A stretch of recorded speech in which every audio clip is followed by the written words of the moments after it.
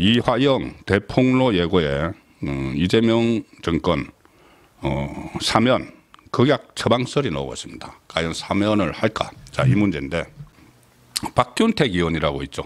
박균택 의원이 민주당 의원인데 상당히 검찰에서 고검장을 지낸 인물입니다.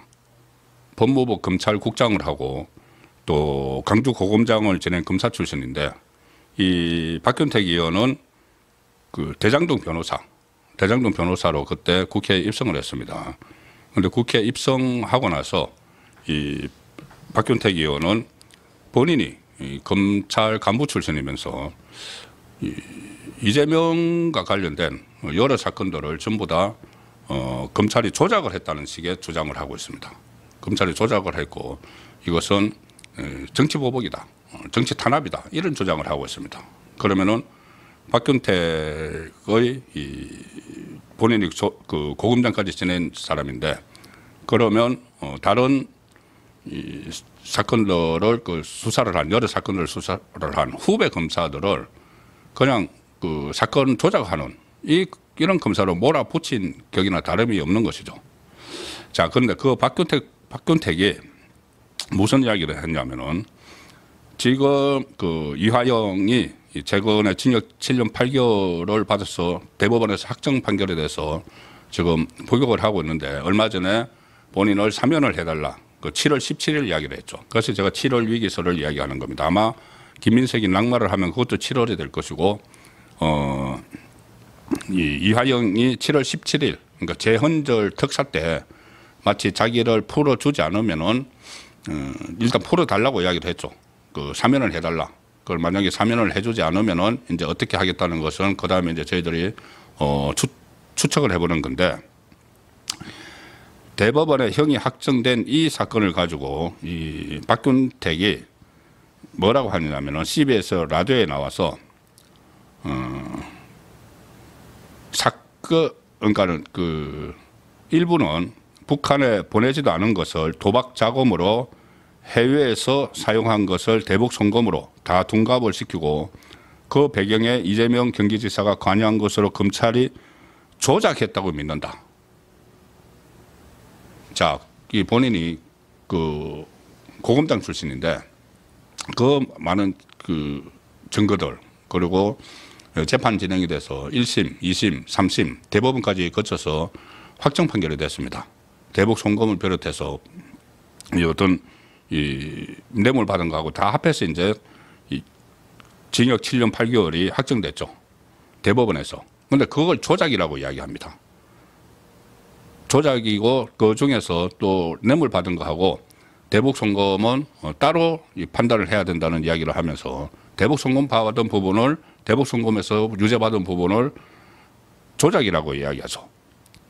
그래서 진행자도 이제 어이가 없으니까 아니 대법원에서 유죄 확정 판결이 났는데도 그렇게 생각을 하느냐 이렇게 질문을 하니까 박균택이 김성태의 진술, 안부수 진술 이런 것들을 토대로 유죄가 나왔는데 뭐 당사자들 사이에 내분이라든가 선언을 통해서 진상을 밝혀줄 기회가 있을 수도 있다.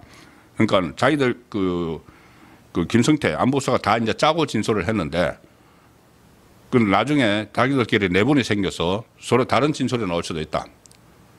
일단 가정을 해서 대법원에서 확정 판결 받은 부분을 사건이 조작됐다. 이렇게 지금 이야기를 하고 있는 겁니다. 왜 이렇게까지 하는가 하면은 그만큼 이 대북 송금 이 사건이 이재명의 이 사법 리스크를 다시 이렇게 불러올 그 사안으로 지금 보고 있기 때문이죠.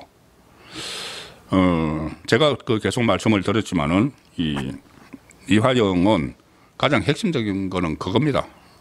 그 전에 검찰에서 2번 진술을 했죠. 2번 진술을 하면서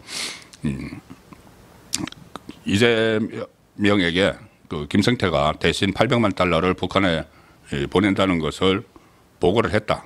이렇게 진술을 했죠. 그런데 그렇게 되면 이재명에게 절대 불리하게 되는 겁니다. 완전히 이재명이 이 사실상 북한 조선노동당에 뇌물 준 사건인데 그거를 이재명이 다 알고도 그대로 추진을 했다고 하면은 이재명은 무거운 처벌을 받게 되죠. 지금 이재명이 받는 대북송금 사건의 혐의도 바로 뇌물죄입니다. 뇌물죄. 북한 조선노동당의 뇌물, 제3자 뇌물죄. 김성태를 통해서 뇌물을 주도록 한 거. 그걸 이제 이재명은 나는 경기도지사지만은 몰랐다. 그 부지사인 이하영이 다 한 거다. 이렇게 이야기를 하고 있지만은 상식적으로 생각해도 그게 말이 안 되죠.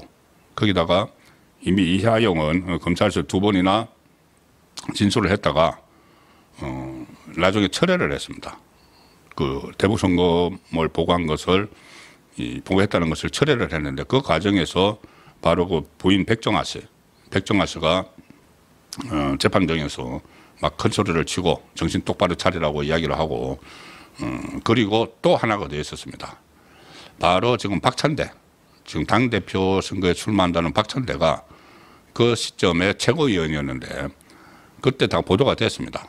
박찬대가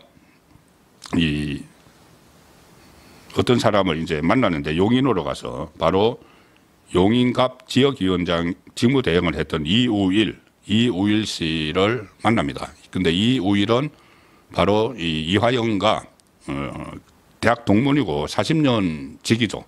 그리고 이 용인갑 지역위원장을 대신 관리를 시킨, 그러니까 아주 절친한, 최고로 가장 절친한 사람이죠. 그 박찬대가 이우일을 만납니다. 그러니까 이화영의 이 마음을 돌리려고 하는 거죠. 이게 대북 송금 사실을 이재명에게 보고했다는 것을 이제 철회시키기 위해서. 그리고 그 만난 자리에서 이화영의 부인 백정아 씨와 또 통화를 합니다.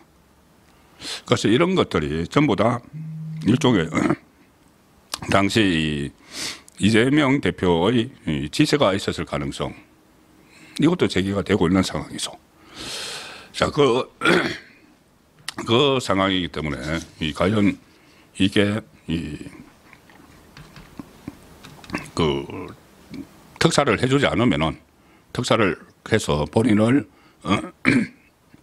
감옥에서 이렇게 나오게 해주지 않으면은 이하영의 폭로가 나올 가능성도 있다. 그리고 그 시점이 이하영이 7월 17일 본인 스스로 재헌절 특사를 언급을 했기 때문에 그때까지 사면 복권이 되지 않으면 이재명으로서는 이 대북송금 사건이 다시 큰 이슈로 제기가 되면서 위기를 맞을 수가 있다.